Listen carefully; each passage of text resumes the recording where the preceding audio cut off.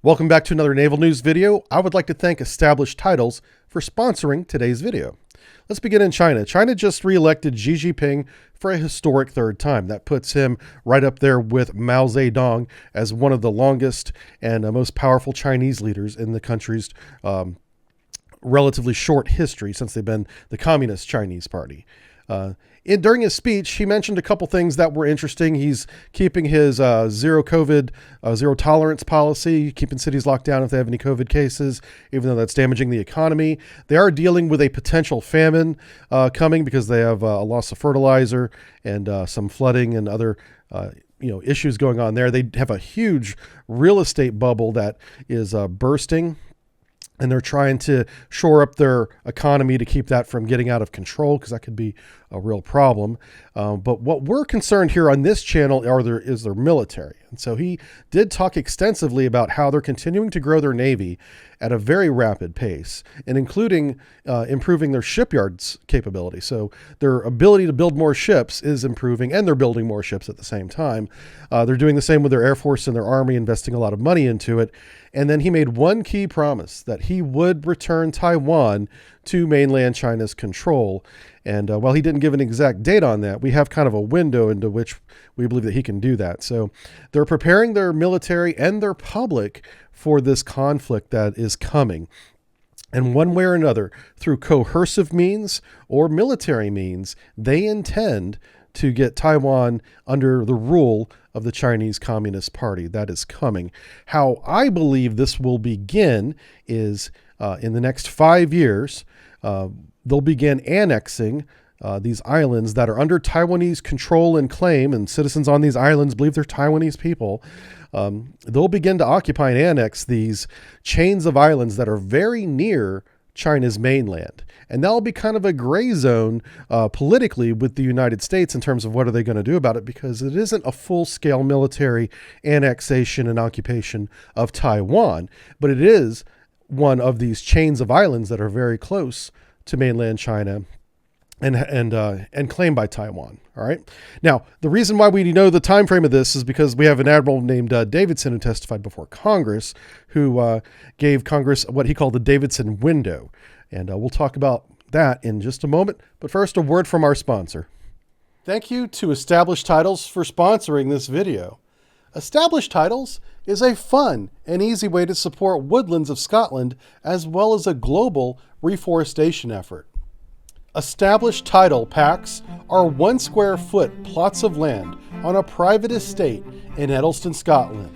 Each certificate has a unique plot number with which you can see your exact plot.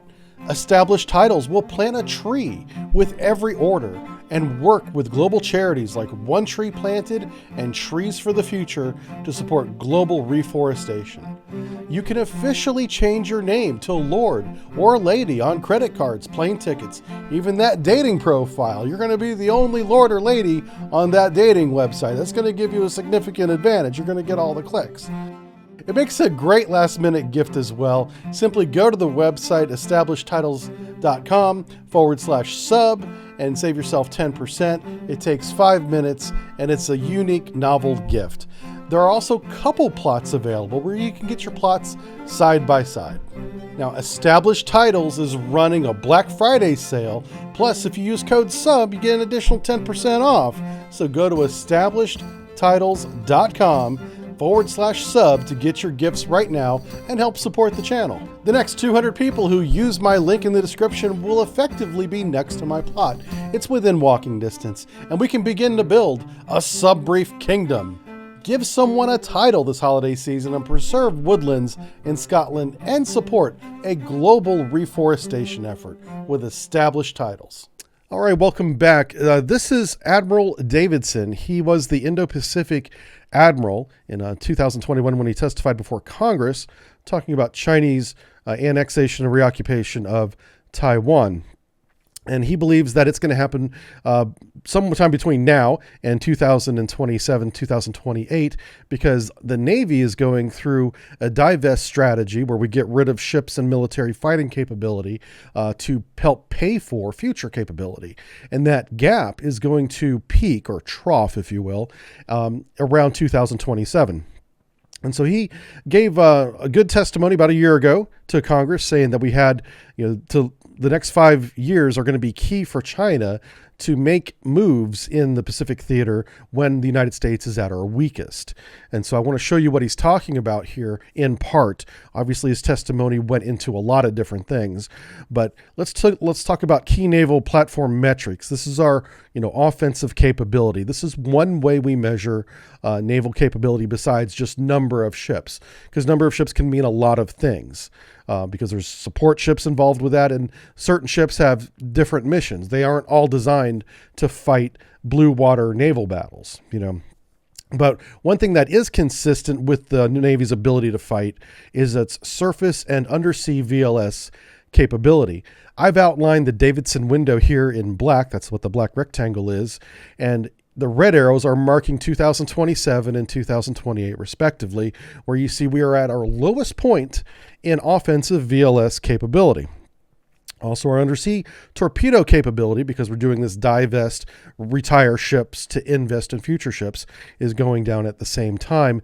And even our sortie generation, this is our ability to operate aircraft sorties from multiple amphibious ships as well as aircraft carriers, also troughs or goes down at about the same time.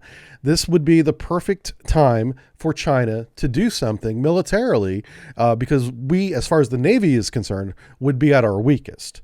Now, this isn't, concerning other armed forces here. So this is the man, this is our Chief of Naval Operations, Admiral Gildy. He is a very intelligent person, and he has to deal with this problem. So he came up with the strategy, he continued the strategy of divest to invest. This isn't his original idea, but he's moving forward with the divest to invest through this century so that in 2030s and going forward, we actually have a strengthening Navy instead of a weakening Navy. But that makes us very vulnerable in this century, in this decade rather. So this is what it looks like. This is his plan to divest. In this year, 2023, which would be next year, we're going to get rid of and decommission 24 ships. These are, mostly combat ships, a lot of Ticonderogas, but in there's also submarines, 688 classes, and some support ships as well. 24 ships, 2 a month, being decommissioned in 2023, approximately 4 to 5 years before we believe we could be engaged in a hostile action with a near-peer naval competitor across the Pacific, where supply chains are very long and slow and can be disrupted. And we're, divesting 24 ships in a year. The next year, 2024, 13 ships gone. 2025, another 13 ships, followed by 14 ships the following year. And finally, 2027, the year when open conflict may begin, another 13 ships. Combination of Arleigh Burkes, combat ships, obviously, 688 class submarines and support vessels are on this list. It is a massive decimation, if you will, of the United States Navy. We are getting rid of approximately 77 ships in a 5-year period. Just over 1/4, or just over 25% of our entire Navy is being decommissioned, scuttled, put into retirement, or dismantled in the next 5 years.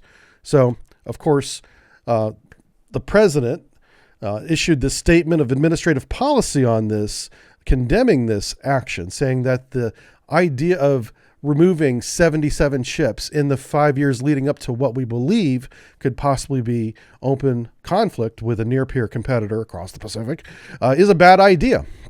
And so this came out on October 18th, 2022, saying we need a better plan. Do not get rid of these ships.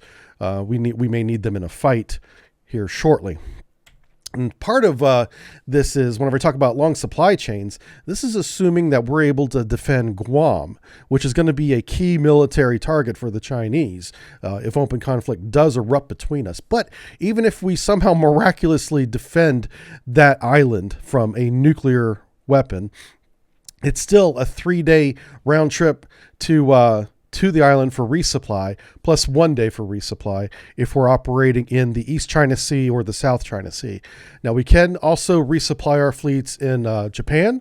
That's a little bit shorter of a transit time, but the point is we're reducing our ships by over 1/4 And we have, in the best case scenario, extremely long reload times because we cannot reload our VLSs at sea. Well, we are taking steps to correct that. This is part of the CNO's plan, and we are practicing this in San Diego right now. It's only happening in the harbor. They plan on doing these reloads, in sheltered water, as you see here, where the sea state's very calm, and then trying to move these weapon reloads out into sea and see if we can do this in a higher sea state 3 and above. And the idea here is if we can reload at sea, obviously that cuts down on that transit time. We can take these VLS reloads with the fleet, reload on station, and stay in the fight longer. That is absolutely key. One of the key vessels that's part of this test is Ocean Valor. As you can see, it has a large crane here, and you need this kind of crane, one that's this size and has this capability to load these massive VLS. The problem with this plan, and I'm sure they're going to work this out, but just to bring it up, is this ship cannot keep up with a 33 knot fleet. So the ship will just be tagging along, in the rear with the gear trying to keep up. And obviously may not even be in contested waters because it is not a warship. It has no defenses whatsoever. It would have to be defended. Now, I'm not saying that they're going to bring this ship to war in 2028, but if this war were to happen today, this is what we got. All right. So unless we build a new kind of ship that's designed to go with the fleet at a high speed and have a crane that's capable of reloading these massive VLS tubes, ships like Ocean Valor are what we're going to have to use.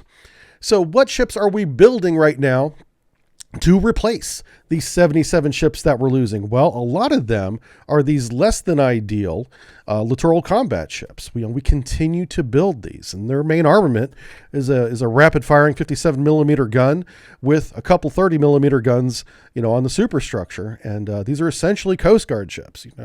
I can't imagine that we might get into a naval fight in deep water, with a near peer nation with a Coast Guard ship. But this is what we're doing right now. We're setting ourselves up for what appears to be an unsuccessful fight. So let me just break this down simply for you with this. This is the shipbuilding schedule for the next 5 years. And all the talk of changing, there's 3 alternatives for 3 different fleets to build between now and 2050. I don't want to confuse you with that graph because it's very complicated. What's important is the next 5 years. This is the Davidson window. War with China could erupt in any one of these years, but it's very likely, if it happens at all, to be 2027, 2028. And this ship schedule is fixed. It's being paid for. They're allocating space and dry docks now, shipyards now to build these ships. This schedule is not changing. So we're losing 77 ships over the next 5 years. We're replacing them with 51 ships that you can see here.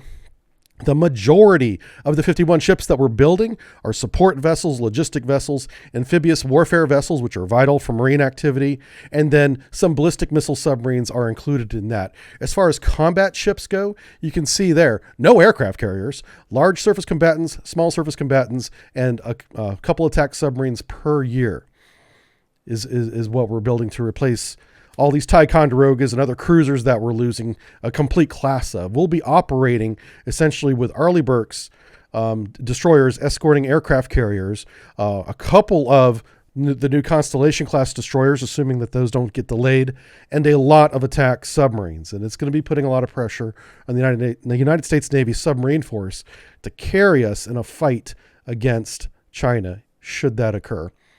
So this is the Davidson window. We're setting ourselves up for a very difficult fight with a near-peer competitor.